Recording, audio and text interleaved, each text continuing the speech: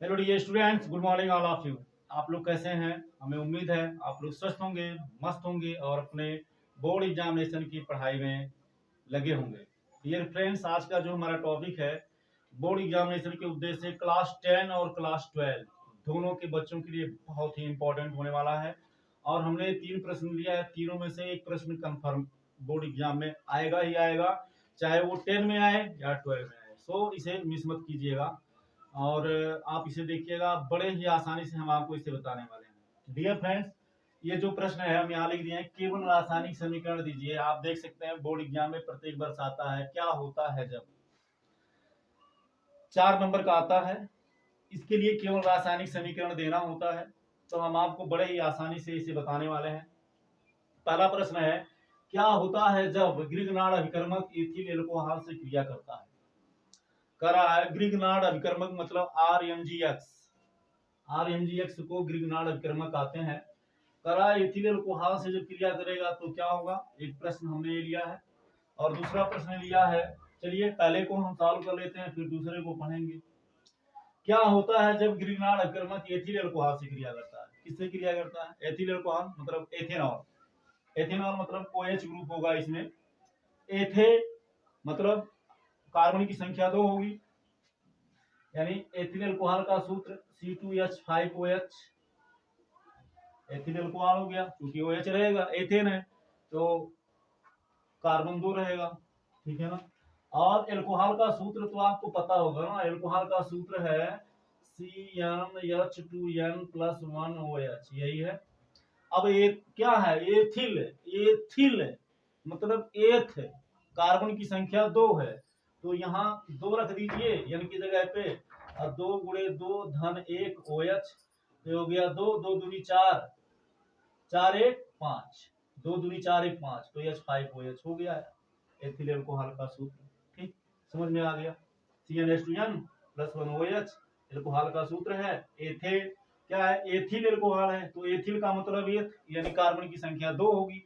Meth पर 1, एथ पर 2, प्रोप पर 3 है तो आपको पता ही है, तो n की जगह पे 2 रख दिए, 2 गुणे n की जगह पे 2 धन 1 OH, तो ये 2 हो गया C2, 2 दूनी 4 1 5 H5OH। एथिल एल्कोहल की क्रिया किससे करवानी है? एथिल एल्कोहल क्रिया करता है किससे? ग्रिगनार्ड अभिकर्मक यानी RMGX से क्रिया करता है। क्या बनेगा? बहुत प्यारा प्रश्न है, बहुत प्यारा प्रश्न है। कुछ करना नहीं, आपको कुछ नहीं करना है। ये यहां से H आएगा और यहां से R आएगा, ये बनाएंगे RH प्लस, और क्या बचेगा? C2H5 बचेगा, यहाँ बचेगा C2H5O, और यहाँ बचेगा MgX। ये हो गया। अब R का मतलब क्या होता है? R का मतलब होता है, आप ऐसे सीधे तौर पे रख लीजिए, या तो मेथिल होगा या तो एथिल होगा, C2H5 होगा।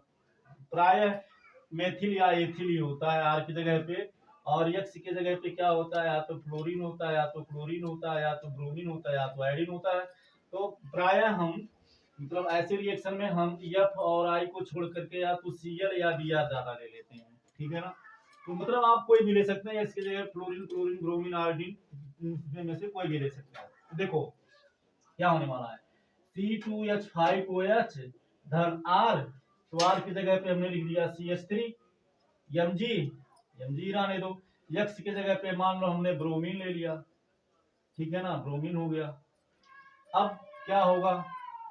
ये CH3 यहाँ से आएगा, यहाँ से हाइड्रोजन आएगा, तो CH3 में एक हाइड्रोजन जुड़ जाएगा तो CH4 बन जाएगा, यानी मेथेन बन गया। क्या बन गया? मेथेन। प्लस यहाँ से क्या बचा? यहाँ बचा C2H5O, और यहाँ क्या बच गया? MgBr। ये हो गया हमारा रिएक्शन, ठीक है ना। तो आई होप आप इसे अच्छे से समझ गए होंगे। ठीक, ये हो गया C2H5O यहाँ बच गया और MgBr यहाँ बच गया, ठीक है, समझ में आ गया। दूसरा प्रश्न देखते हैं। दूसरे प्रश्न में दिया है, क्या होता है जब एथिल एल्कोहल माइकोडर्मा एसिटी के उपस्थिति में ऑक्सीजन से क्रिया करता है? तो ऑक्सीजन से क्रिया करता है एथिल एल्कोहल, तो एथिल एल्कोहल का सूत्र C2H5OH, ठीक है ना, क्रिया करता है ऑक्सीजन से, O2 हो गया। किसके उपस्थिति में? माइकोडर्मा, माइकोडर्मा एसिटी, एसिटिक से जब क्रिया करता है तो एसिटिक एसिड बनाता है, CH3COOH प्लस जल बनाता है H2O, ठीक है ना, एसिटिक एसिड, ठीक है, प्लस जल बनाता है, इसे किण्वन कहते हैं। देखिए बहुत इंपॉर्टेंट है, किण्वन की क्रिया भी कहते हैं, ठीक है ना। अगर आ गया किण्वन क्रिया के लिए रासायनिक समीकरण दीजिए तो आप ऐसे लिख दीजिएगा, या पूछ लेगा किण्वन किसे कहते हैं, तो आप लिख सकते हैं जब एथिल अल्कोहल माइक्रोडर्मा एसिटिक की उपस्थिति में ऑक्सीजन की क्रिया करता है तो एसिटिक अम्ल बनाता है, जिसे हम किण्वन कहते हैं, ठीक है। चलिए क्वेश्चन नंबर तीसरा देख लेते हैं। क्वेश्चन नंबर तीसरे में दिया क्या होता है जब सोडियम बाइकार्बोनेट को गर्म करते हैं। सोडियम बाइकार्बोनेट का मतलब NaHCO3 को गर्म करेंगे, तो जब गर्म करेंगे इसके दो मॉलिक्यूल ले लीजिए, यहाँ जब इसको हिट करेंगे तो अपने अवयवों में टूट जाएगा। अवयव में टूटने का मतलब क्या बनाएगा, Na2CO3 बनाएगा प्लस H2O बनाएगा प्लस CO2 गैस निकालेगा, ठीक है ना। अब आप इसे चेक कर लीजिए बैलेंस है कि नहीं।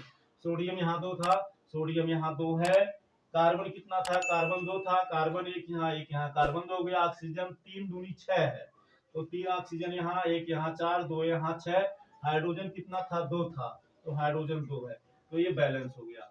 तो आई होप आप इसका स्क्रीनशॉट ले लीजिए, इसे 1-2 बार इसका रिहर्सल कीजिएगा और वीडियो आपके समझ में अगर आया होगा डियर फ्रेंड्स, आप यकीन मानो आपको कम से कम इसमें से एक प्रश्न तो फंसने ही वाला है, बोर्ड एग्जाम में कहीं जाने वाला नहीं है। और अगर आप इसे अच्छे से देखे होंगे तो आपका कम से कम 1 से लेकर के 2 नंबर आसानी से मिल जाएगा।